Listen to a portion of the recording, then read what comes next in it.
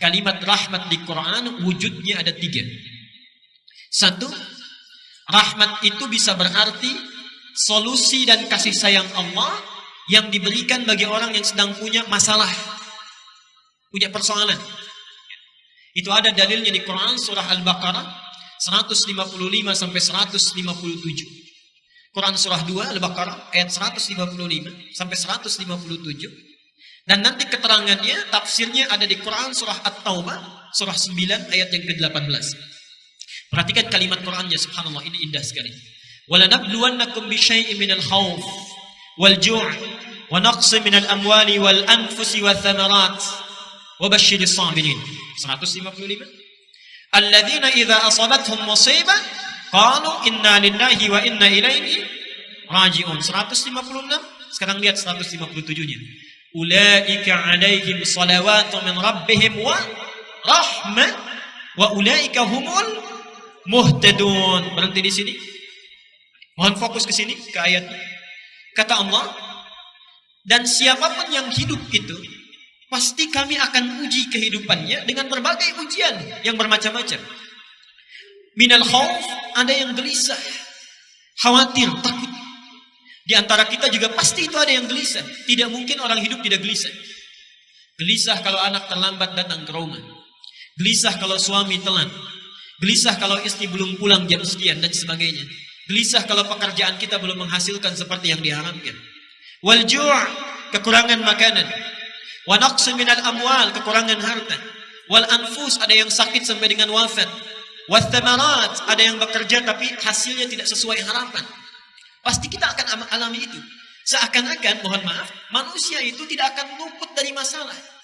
Tidak ada orang hidup tidak punya masalah. Kata Allah, wa basyiris sabirin, berikan kabar gembira kepada orang yang sabar saat dia menerima ujian itu. Siapa mereka? Alladzina idza asabathum musibah qalu inna lillahi wa inna. Perhatikan rumusnya. Kita qalu di sini bukan hanya berkata, bukan. Kata qaul itu juga bisa berarti meyakini. Meyakini dengan sangat yakin. Jadi kalau antum sedang punya masalah, rumus cepatnya jangan mengeluh. Mengeluh itu tidak menyelesaikan persoalan. Antum datang ke sini ada macet, terjebak lampu merah. Antum keluh kesah sana sini, memarahi lampu, itu tidak akan berubah, tetap merah. Kita menggerutu, situasi tidak akan berubah. Jalan yang pertama kita lakukan, qalu inna lillahi wa inna ilaihi raji'un. Subhanallah, alhamdulillah, Allah sudah mengatur ini. Memang ini jalannya yang harus saya lalui.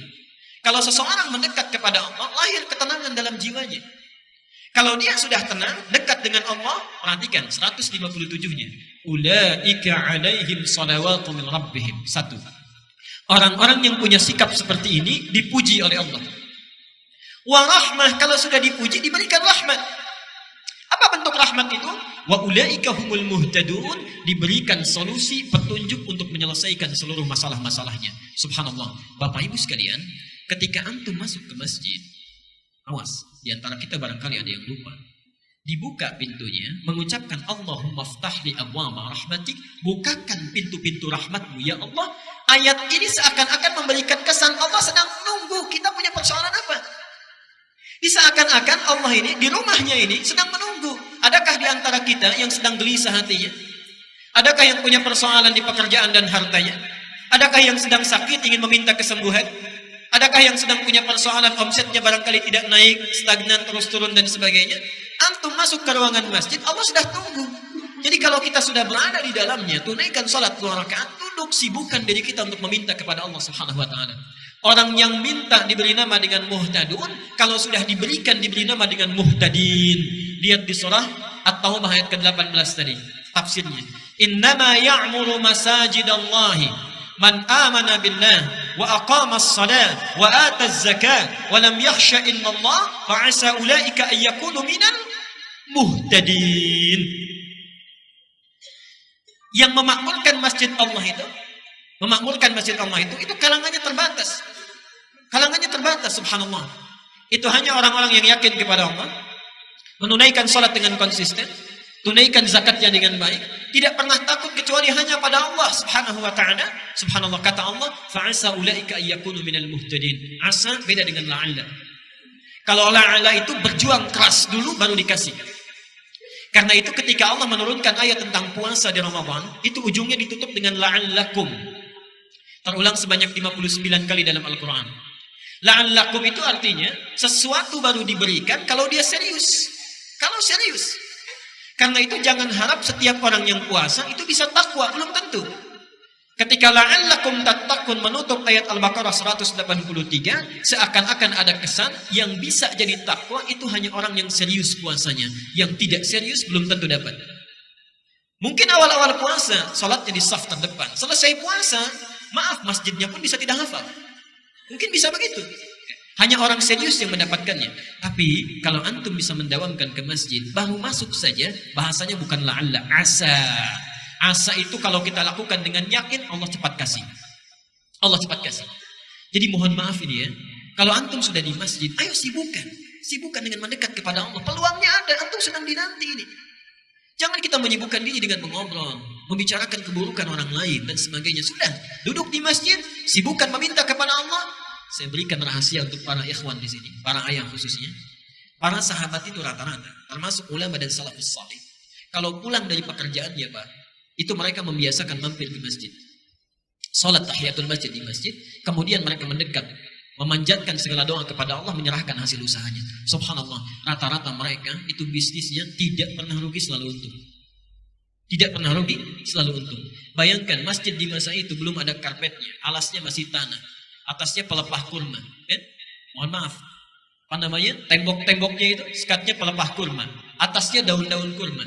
Kalau masjid yang terbatas saja mereka sudah bisa melakukan dengan baik, maka antum, masjidnya yang hadir di samping tempat kita, tempatnya bagus, ada AC-nya, karpetnya baik, segalanya cukup, belum sempat menyentuh kita untuk mendekat kepada Allah, maka dengan cara apa lagi Allah mesti fasilitasi. Itu bagian yang pertama. Yang kedua, rahmat itu juga bisa berarti ampunan Allah bagi orang yang punya dosa tanpa batas. Bagi orang yang punya dosa yang berlebih. Quran surah 39 ayat 53, Az-Zumar.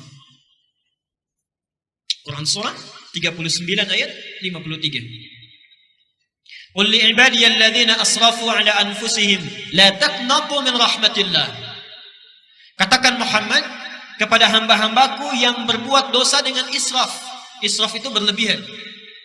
Jadi kalau ada orang minum 1 gelas, yang ini 8 gelas. Ini makan 1 piring, yang ini 4 piring. Ini belanja sesuai kebutuhan, ini setiap yang dilihat harus dibeli kalau perlu ngutang. Itu israf namanya. Ada orang israf berbuat dosa. Yang ini cuma gosip, yang ini bohong, yang ini mencuri, yang selanjutnya itu semuanya dilakukan. Gosip iya, bohong jalan, mencuri dilakukan. Terpikir dia untuk tobat, datang ke rumah Allah misalnya, dibuka pintu masjid, langkahkan kaki kanan, diucapkan Allahumma ftah li abwaba rahmatik. Berlaku ayat ini, la taqnatu min rahmatillah, jangan putus asa dari rahmat Allah. Ketika antum masuk ke sini, seakan-akan itu Allah sedang menunggu. Kalau bahasa bebasnya, Anda merasa punya salah apa? Punya dosa apa? Dan saya sangat punya keyakinan tidak ada di antara kita yang bebas dari dosa. Tidak ada. Bahkan kadang-kadang dalam ngaji pun kita masih ada dosanya. Karena itu ketika antum masuk, manfaatkan, minta mohon ampunan kepada Allah. Dan yang terakhir, rahmat itu juga bisa berarti karunia Allah yang berlimpah tanpa batas. Di dunia disebut dengan Rahman, di akhirat disebut dengan Rahim.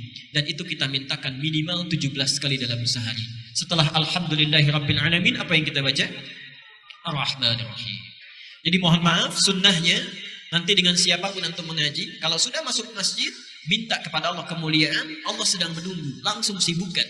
Kalau kita tidak meminta kebaikan dari persoalan kita, minta diselesaikan. Yang kedua, minta ampunan dari dosa yang kita miliki. Dan yang ketiga, antum punya persoalan apapun dunia, mohonkan rahmat Allah Subhanahu wa taala. Semoga Allah memberikan kebaikan kepada kita dengan itu.